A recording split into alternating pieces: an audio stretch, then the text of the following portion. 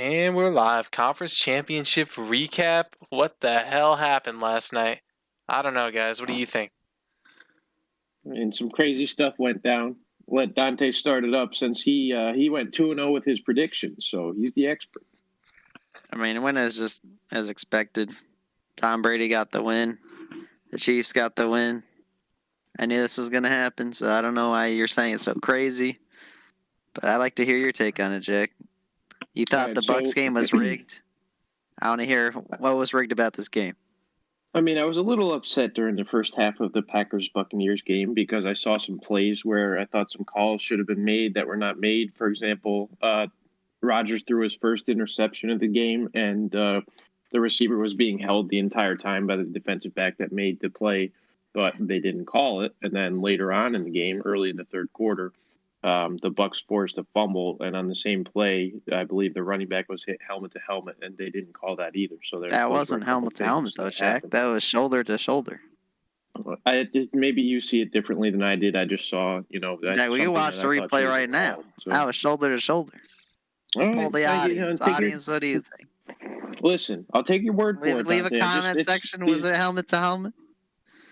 These turnovers, man, those two turnovers, they basically decided the game because Tampa scored 14 points off of them. I'm just saying they could have been taken off the board. It's not so much the turnovers. Having 3 chances to get in the end zone. That's where it really comes down to because Tom Brady threw 3 second-half interceptions. That's unheard of from Tom Brady. Mm-hmm. Aaron Rodgers, it all comes down. Everyone's talking about that one play, that fourth down they didn't go for, right, in the pass interference call. But really, he had 2 chances before that where they went 3 and out and punted both times. That's on you, Aaron Rodgers. Thought you were the GOAT. Yeah. I mean, there was one play on one of those drives as well where the receiver felt that he was held. But I felt there was, especially when the officials took the game and got it a little more under control in the second half, there was a lot of complaining by the Packers thinking that these calls should have been made. But honestly, it just those were just drives where the Packers couldn't get anything going on offense. And that was part of it was they had no rushing attack. I mean, after Aaron Jones left the game, they basically abandoned the running game completely because they trailed this whole game. The 2 fumbles by him didn't help either. One of them being recovered. No. And the Bucs front seven's amazing.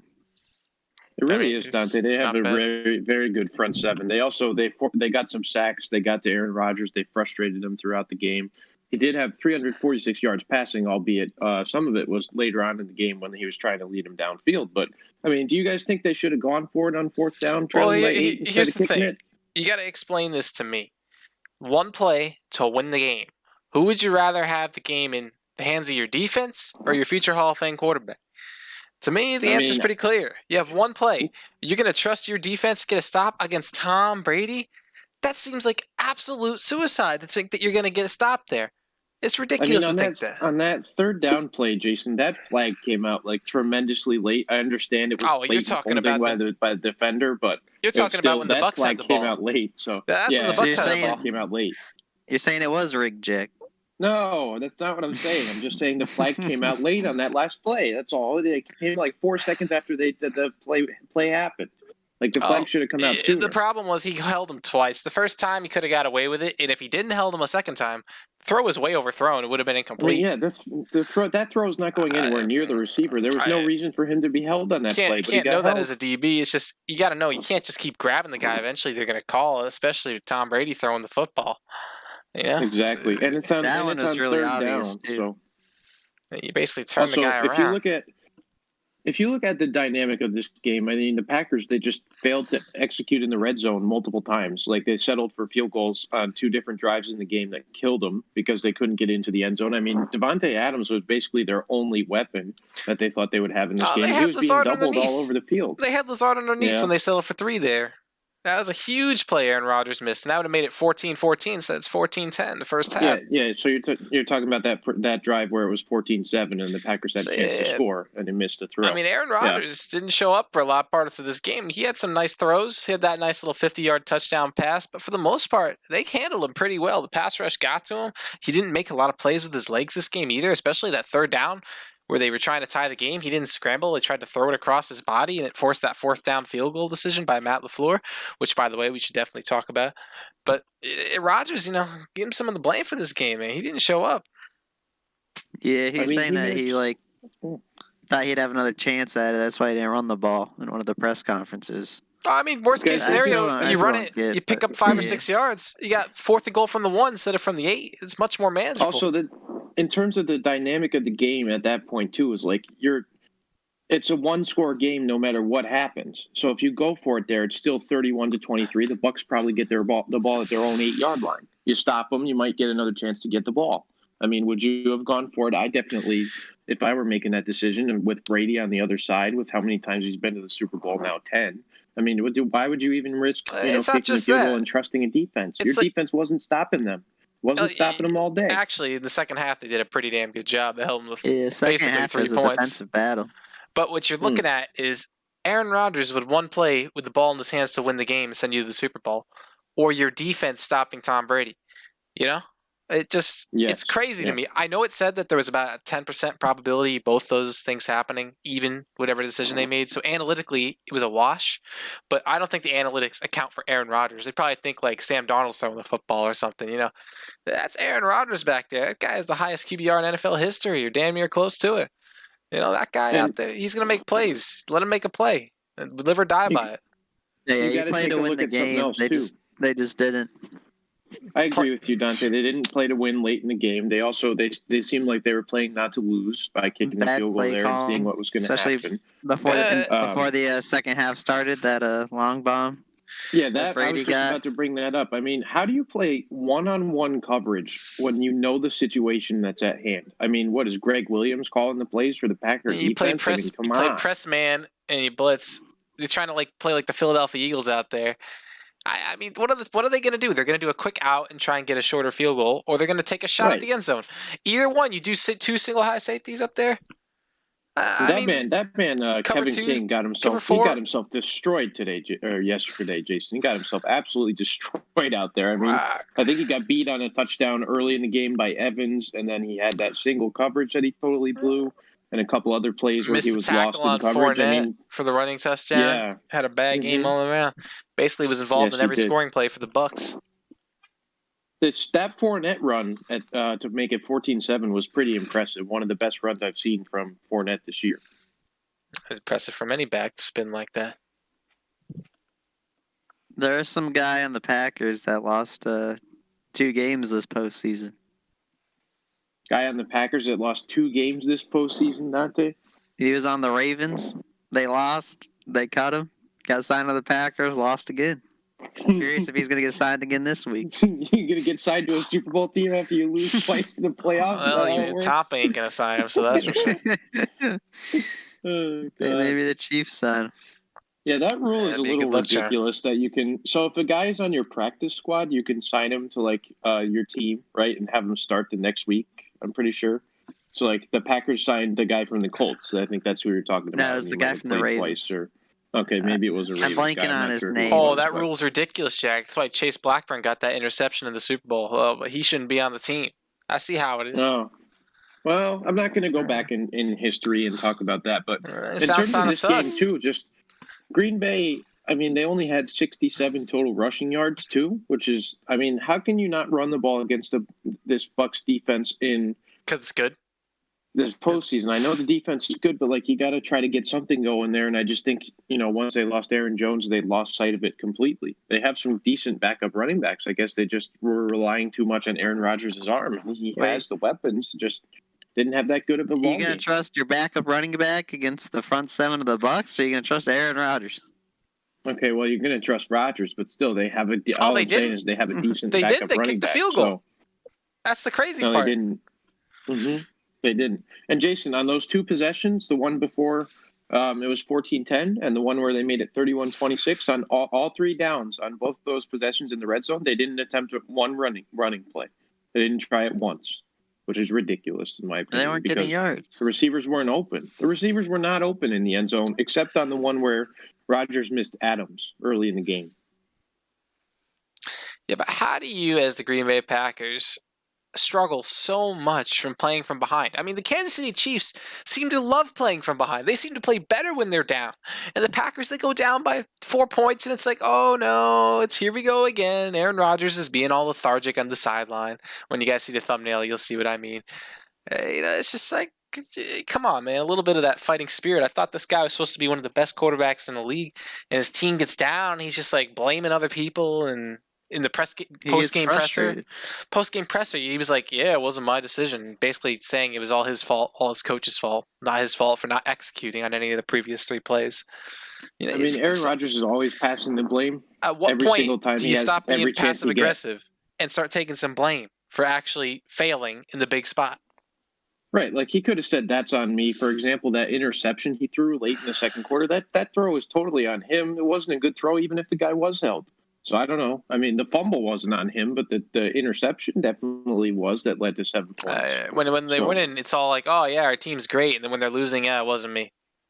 That doesn't seem like a leader to me. In every NFC championship he's been to, he doesn't take any accountability, and I'm with you on that. You got to say, you know, some of this is on me. It's not all on his teammates. Like his teammates work just as hard. The one as he NFC does. championship game he won, B.J. Raji got a pick 6, and Jay Cutler was riding a bicycle in the second half. Yeah, he played against a backup, so yeah, that's the one NFC championship game he won. I mean, really. Yep, and if Jay Cutler had played, maybe they win it. But Jay Cutler's a whole nother subject. Guy's been retired for how long now? I mean, you know what's crazy is that the Packers are 1-8 under Aaron Rodgers in his career during the playoffs. If they go down at any point during the game, they just don't know how to come from behind. He just gives up. They ride high or they die low. I mean, I don't know what to say, man. You go down by even 7 points, it's like, oh, it's over. You know, oh, we're not up 25-0. Oh, the game's over. Like, it's just lethargic. In a couple of his postseason games, they had to rely on Hail Marys just to get themselves back into the games. So if that doesn't prove anything to you, I don't know what does. Their defense didn't let him down in the second half. True. You aren't expected to win versus Brady. He has a higher chance of making the Super Bowl than Stephen Curry does making a 3-pointer. What do you expect? Yeah, isn't that crazy? Brady has 48% chance of making the Super Bowl, you said, right? And Steph shoots like 43% from 3. Yeah, so it's a stat for you, Jack. So when are they going to rename the Vince Lombardi Trophy the Tom Brady Trophy? I mean, this dude's there's been 55 Probably Super Bowls. After he retires. Yeah, I mean, this dude's been in now 10 out of the 55 Super Bowls. That's insane. I mean, Lombardi was great, but he wasn't in that many. You know, he was great pre-Super Bowl era for the most part with that Packers team. I mean, it's just crazy. I mean, they got to name something after him. Maybe not the Vince Lombardi Trophy, but make some other award. Maybe an MVP trophy. Rename it. Maybe the MVP trophy is the GOAT trophy. They just have Tom Brady's face on it. Could be the MVP trophy could be named after Tom Brady just because of all the numbers he had and his postseason statistics. I think he has more. He has like Dante. You said something about he has like more postseason wins than 21 of the NFL franchises out of 32 or something ridiculous like that. Yeah, I'm the stats guy today, Jack. I'm taking over your job. Well, I mean, you brought up some good ones, so I'll give you that. I have some of mine, you know, not trying to put the audience to sleep like you said, so. I'll give it a minute. But is that 21 combined franchises or 21 individual franchises? Individual. I think it's individual franchises, that's how. Slightly less exactly impressive. How good Tom has been. I mean, the fact that he's also only the second quarterback in NFL history to win his conference on 2 different teams. Like the only other quarterback who did that was in the 1970s, I believe. So that's pretty crazy. So he's not the only one. There is one other one. There has been one other one, but he did not go on to win the Super Bowl. Here's the thing. So he passed Joe Montana. Joe Montana went to Kansas City. Only made it to the AFC title game, never made it to the Super Bowl. So that ends that debate, although that debate ended about 5 years ago.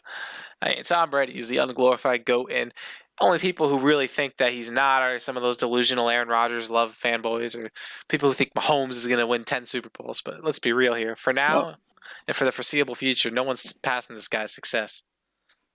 I think would you say he's a GOAT? We should mention, I would say Tom Brady, as much as I hate to say it because I'm not a big fan, he is the greatest quarterback of all time, greatest player to play. So, best offensive player, best defensive player is Lawrence Taylor. You put those two on a team, they never lose. I'd be with you on that. They're both GOATs. I was going to mention a play in the game where it was early on, but they had the deep bomb down the field to, I believe it was Godwin on the second drive for Tampa. He had like a 52-yard catch or something like that. I think that really set the tone for what Tampa wanted to do on offense yesterday as well. I mean, that play, Godwin didn't even expect to get the ball. I could tell Tom Brady was just like, I'm going to take a shot, heaved it up. I thought it was going to be picked off at first. And Godwin just kept drifting back. It was like one of those pop flies in baseball that turns into like a deep fly ball. The guy just keeps drifting. Like, oh my goodness, this old man can throw. Dives, makes the catch. He was still caught. Yeah. Next plays that big run from Fournette touchdown. I mean, that was a huge point in the game. And everybody was criticizing Tom Brady for his deep ball in the regular season. Now in the playoffs, he's been dialed in with his passes. Been throwing some very good balls. Besides those 3 picks. Oh, those 3 picks in the second half, the Packers just failed to execute off of any of them. So the fact that the Packers couldn't score, it's a credit to the Bucs defense. Bucs had like 21 points off turnovers. Packers had like 3 or something, maybe 6. It was also pathetic.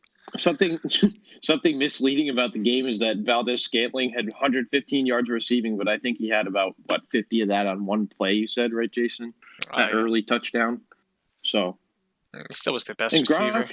Funny thing is, Gronk wasn't even a factor yesterday. I think he only had 1 catch, but he had his 29 yards. So it is a really big catch, though. You see how fast he's running down that field? Yards. Good luck tackling that man.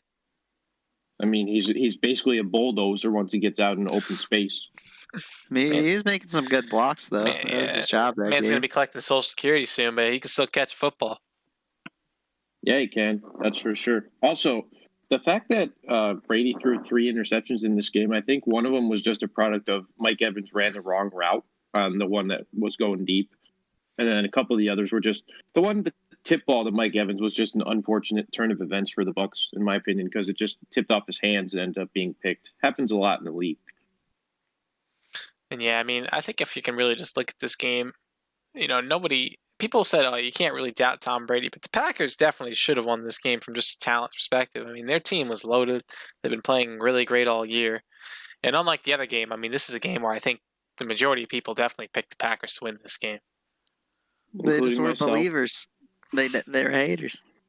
It's hard to pick a road team to go into Lambeau and win. It doesn't happen very often. When it's Tom Brady, he's got to be the favorite. Yeah, they were actually betting underdogs, but maybe in terms of sentimentally, they were the favorites. Do you think that Aaron Rodgers could have a future elsewhere? Well, we can cover it briefly, but he said he doesn't know. His future's up in the air in Green Bay. He doesn't know what's going to happen. I don't know. He might retire the way he was talking. A lot of things can happen. But I mean, I think he's just emotional, so. Yeah, you get a heated the moment. Talking. But there was another game that was after that game, and if you didn't know, Patrick Mahomes is a pretty good quarterback. I don't know if you guys agree with me, but I think he's probably a Pro Bowler this year, maybe even. I don't know. An MVP candidate. Mahomes is really good. Not sure if anyone's going to overtake Taylor Heineke, but Mahomes is really putting a good argument for it. So Brady's beat some legendary quarterbacks so far. Heineke, Breeze, Rodgers goes on to beat Mahomes, one of the greatest Super Bowl runs in history. Yeah, you'd think that just solely based on him beating Heineke. After that Washington game, you were all over Mr. Heineke. I mean, how many times we got to go back to Heineke's the next GOAT. Just wait till next year. Well, let's talk about the MVP candidates from this year, not next year. So we got Josh Allen, this bug-eyed kid showing up, and an AFC Championship game.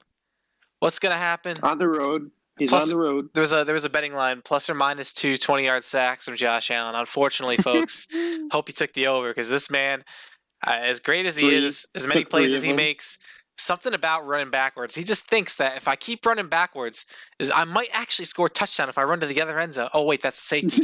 Oh, I better turn around. Oh, now I'm on the ground. 30-yard loss. Oh, no big deal. Intentional grounding. It's all right. Jason, on one of those, he took the ball and he spiked it right off the defender's face. Oh, I mean, that's how you celebrate. He thought he scored, but it turns out he hit the 30-yard loss. Throw right at the guy's face. Oh, what's that? We're still down 3 scores? Oh. And then they start fighting as if the Bills still had a chance in the game. I mean, my goodness. But on a serious note, I mean, this game, a little bit of hope early for the Bills. But, Texans had a 24-point lead last year. Bills, 9-point lead. That's all you got, dog. That's not going to stand against Patrick Mahomes. I think it was probably 5 minutes a game clock, and they were back up front, 14-9. I mean, Jason, it was a flash. You want to ask somebody about blowing a lead against the Chiefs on the road? Just ask the Houston Texans, like you said. Jeez. Oh, I mean, that's what I'm saying. 24-0 to 28-24 in 5 minutes, just like Kansas City in this game. It took Took the lead before we could even blink. 38 14-9, two so touchdowns. It's 9-0 Bills. And after that, it was a 38-6 run by the Chiefs. Bills settled for those 2 field goals. Honestly, would have really made a difference if it was 38-14. I mean, this game was over. The Bills defense, they decided that they were going to play soft coverage, play zone all day. I don't know why they didn't make any adjustments at halftime. Maybe they didn't have anyone who could cover all those guys. I mean, nobody really does. Some teams have done it better than other teams, but I got to tell you, the fact that they didn't make any adjustments and they just let Mahomes do anything he wanted. You had, Kelsey. How many catches Kelsey had in that game? Tyreek Hill. I believe he had 8 receptions, if I'm not mistaken, for like he had over 8. He tied Shannon Sharp's record in the first half for receptions by a tight end. I think he had like 13 or something like that. He had 13, something wild. 13 for 118 and 2 touchdowns, and which Tyreek is crazy for a had tight like end. $170. And you let that one slant play where he almost went all the way to the end zone. I mean, I get he's the fastest player in the NFL, but still, you let a guy take a slant nearly to the end zone, and that was basically the backbreaker. I mean, at that point, what was it, 24-12? And yeah, I think it was 24-12. We're talking like what, late third quarter slant over the middle, gone. I think it was 24-15, and he got all the way down there because then the Chiefs scored, and then the interception happened. Josh Allen 31-15. That was the game. No, I don't know what the coaching for the defense was on the Bills. I told you the other week they were a little sus to me. Remember that? And how about on the offense? And they just showed it today. They're just like, what are they doing? They didn't get Diggs involved until the second half of the game when it's like basically over. I mean, this is really the Bills' last stand here. It was near the end of the first half, and they settled for that field goal. And it was 21-12 at the half, right? But it could have been 21-16 potentially if they wait for that touchdown. But, even Tony Romo was saying you got to go for it from the 2-yard line. I agree. You do some pre-snap motion, you quick fake it to the tight end. Josh Allen runs it in himself. No one's going to tackle him. You got to play aggressive. I mean, I get it's risky to leave points on the table, but to settle for field goals, you're just accepting the fact that you're going to lose, and you're trying to cover the spread at that point. You're not trying to win the game. I think Sean McDermott played this game way too conservative. He played not to lose for Buffalo. He was settling for field goals all over the field. And maybe, the problem with Buffalo, too, is their red zone offense is just like Green Bay. They couldn't get themselves into the end zone. I mean, what's the deal with these teams? I've been saying that about the Bills for weeks, Kansas City, Jason, had the 32nd ranked red zone defense, and you can't score a touchdown. But you saw it again in the Indianapolis game. You saw it in the Baltimore game. They would move the ball well, and then they got past midfield, and it became a struggle, man. And it's just, I don't know what it is. I think the main culprit is probably they can't run the ball, and so defenses can play up a little press, and they can drop another safety deep because they know they can't run it, so they don't have to stack the box. Makes it harder when you drop 7 guys, 8 guys in the coverage to find anyone. So pretty much all they would do is you could just roll Josh Allen out of the pocket. See anything. That's what they would do. That's what they would do. All their big plays, pretty much. Josh Allen running it. Mm-hmm. Yeah, someone's got to tell him. Man takes the worst sacks I've ever seen. Yeah, he's definitely got to work on that. And did that include the 50 yards he lost in sacks? Does that include that? Josh Allen had seven rushes for 88 yards. So not terrible. If you don't include the sacks, that's like a 150-yard day. That's crazy. True, but like one of the sacks that he took was on. I mean, it's on 2nd and goal, and he lost that many yards. Like, dude, how do you lose that many yards on a sack when you're in the red zone? You know that you need the points, and you end up getting sacked for a 30-yard loss. You can be better than that. At that point, the game's over, so who really cared at that point? But I mean, I remember that first half when he took that 20-yard loss. That was right before the second drive of the game. Yeah, but they ended up scoring because the Chiefs sold on that punt. They got a break, yeah. But and then you missed the extra point, and as some of us other Bills fans have told us, that was the turning point in the game when they clanked that extra point. The clank heard around the world. Missing the extra point did change the dynamic because the Bills. I mean, it's not that big a difference, 10-0, 9-0, but still, you miss an extra point, and then the other team gets the momentum with an easy touchdown on the following drive, and then the Bills couldn't do anything with the ball in offense for a while after that. I mean, I'm not going to look too much into it. A missed extra point is a missed extra point, but I see what you're saying. Yeah, it happens. Jack, you predicted the Bills. When do you think this game is over? I'd say the game was over when it was when it's 24-12 and you're in the red zone, you would go for it there, in my opinion, to try to make it like a very close game. If you score there, you can make it 20. 24-19. 24-20 or 24-19 if you don't go for 2. Then But you get a still, stop, like, you the hold them to a Bills, field goal, they and just- then you get them back, tie the game. They settled for a field goal again. I was like, it's a 9-point game. And here's another stupid decision the Bills made. When they were down 30, I believe it was 38-15. Now, granted, the game was probably over still, but they scored a touchdown. And then instead of keeping it a 2-possession game by kicking the extra point, they went for 2. So it was 38-21 instead of 38-22. And the Bills ended up recovering the onside kick. So you never know what might have happened if they had 2-possession game. Maybe they score a touchdown. That guy got laid out on the Chiefs who tried to catch that onside kick. I mean, he jumped up probably 30 inches in the air. He had it. He was cradling it like a baby. Then some bulldozer came in, absolutely destroyed him. Looked like that WWE guy. Who's the guy who does like the head rush into the guy? I forget. I haven't watched that in forever. But Randy Orton, the RKO? It wasn't the RKO. It was the spear. I forget who did the spear. Spear? That's the guy with just the long in the Fast hair. and Furious movie. I forgot his name. Yeah, the guy who looks like Thor. I know you're talking about Wash Thor. Not the guy Noob Slayer 69. Not that guy. And guys, that guy recovered from cancer recently. He had leukemia. Oh, there you go. People are making funny references saying the NFL is becoming the UFC. There were 2 punches thrown, I believe, by a Chiefs defender that weren't seen by the officials early in the game. Did you guys notice that? Yeah, Jones, right? He threw a couple haymakers. Yeah, right into the guy's face, and they still didn't call him. They threw up raw intentional unnecessary roughness penalty on the Chiefs early in the game to try to settle some of that down. But I mean, they're going to let the guys play. I mean, it's the playoffs. They're going to let them play. You know, they get a little more. That should have been a penalty. I mean, hey, square up on the football field. Nobody's bleeding. You play on. Yeah, that's the rule. Also, that one play where the Chiefs ran an end round, I believe, on their second drive. You guys was one of the best plays that was they ran. Really nice. That was nice. Like, they ran Mecole Hardman to the side, and he came over, took the ball, took it about 50 yards with nice blocking. I wish other teams could do that more often. You just don't see it as much. Yeah, not everyone has that kind of speed. And you imagine some other guys on other teams. Imagine, like, Jason Witten doing that end around. You make it about 3 yards, and you get blown up. You run an end around to the tight end. Not everybody's Travis Kelce, maybe. But the wrestler's name is Roman Reigns. There you go. I remembered it. Okay. It's Spear. Spear, yeah. I don't know. The fights at the end of the game were pretty entertaining, but you just got to keep your composure there. I mean, if you're Buffalo, whatever, right? I mean, you just lost. You're going home. You know, you're Kansas City. You don't want to do anything, get suspended for the Super Bowl. And a couple of those guys on the Chiefs might be in some trouble, especially Jones who threw those punches. I mean, they probably won't get suspended though because it is the Super Bowl. I think if it was a regular season game, they'd probably suspend him for sure. But to suspend one of the best defensive players in the Super Bowl, that's kind of rough.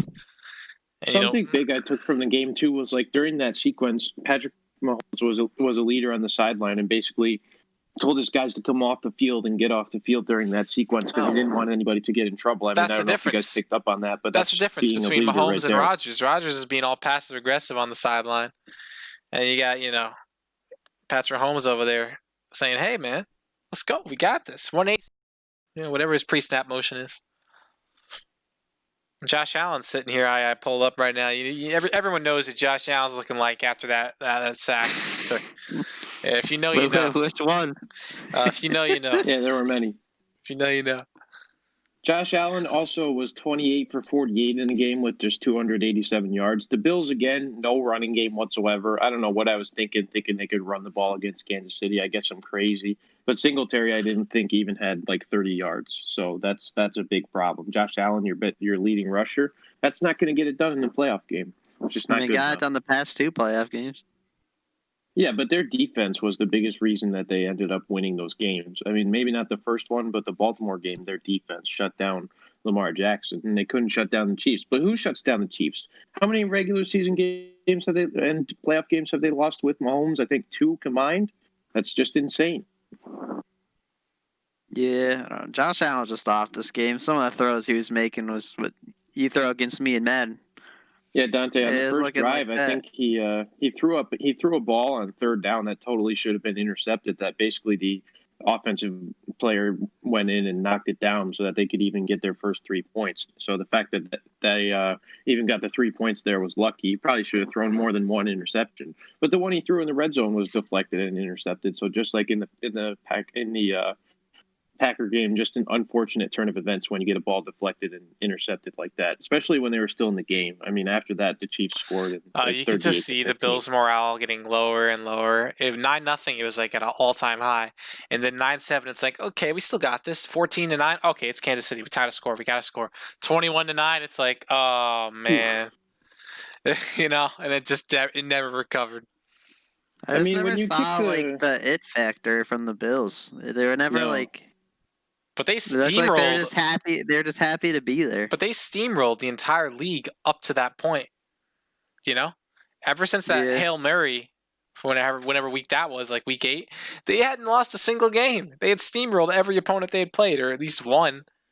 I mean, their closest game is probably that Indianapolis game, that wild card weekend. Yeah, I mean, other than that, they had been pretty much dominating, and they run into Kansas City, and then the script got completely flipped. This is the first game in months that Kansas City has blown out an opponent. I mean, they barely won last week, they really just flipped the switch. I mean, I don't know.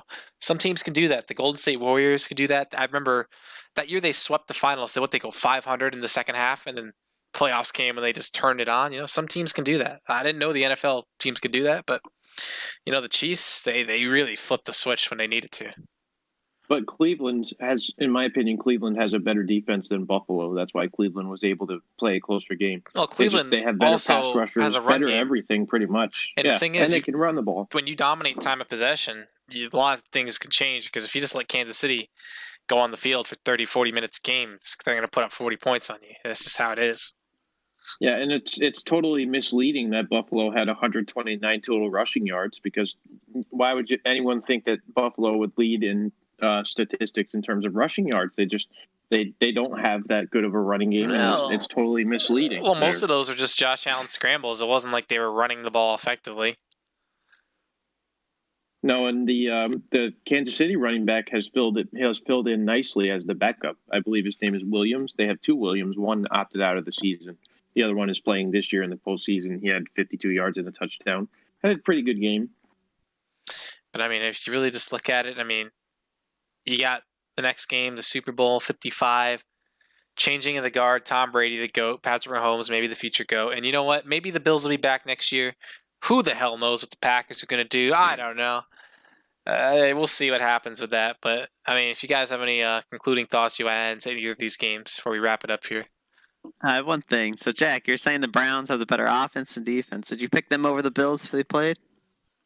Do you think That's a good question. If they had played each other, I'd probably take the Bills if they had played at home, which they would have. But the Browns do have a very good offense. They have decent tight ends. They have good wide receiver play, and they have good running game and a better offensive line than the Bills do. I'm sorry to say it, but they do have a better offensive line than the Bills.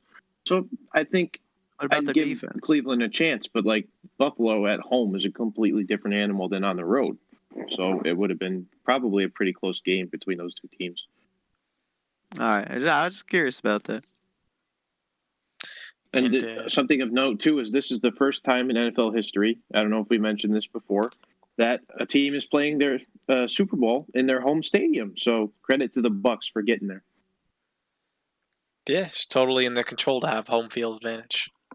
I wonder if they're going to wear their home jerseys, because that'd be interesting as well. They can. It's a neutral jerseys.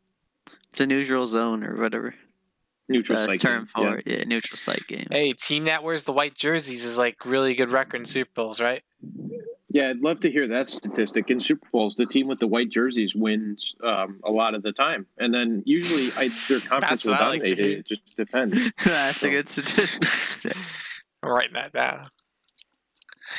But hey, I mean, it's going to be a great game. We're going to talk all about that next week. We'll be back on Friday.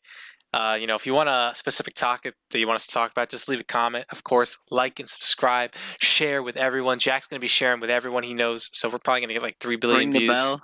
Yeah, ring Thanks that for joining, everybody. Appreciate it. And of course, we'll see you next time. Yep.